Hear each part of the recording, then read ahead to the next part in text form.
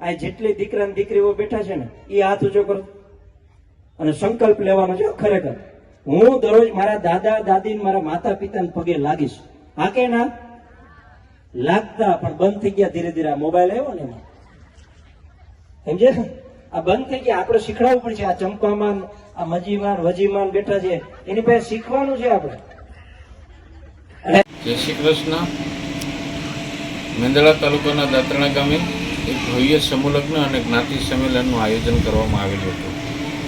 આ જ્ઞાતિ સંમેલનમાં અનેક લોકોએ યોગદાન પણ આપેલું છે અને દાતાનો ખૂબ ખૂબ આભાર વ્યક્ત કર્યો છે.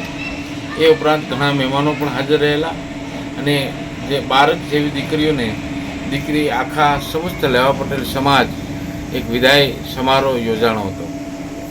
આ સમારોહની અંદર 7,000 થી 8,000 જેટલા માણસોએ ભાગ લીધો હતો અને ખૂબ સરસ રીતે બધાએ સહકાર આપી આ સમૂહ લગ્નને સફળ બનાવ્યો હતો.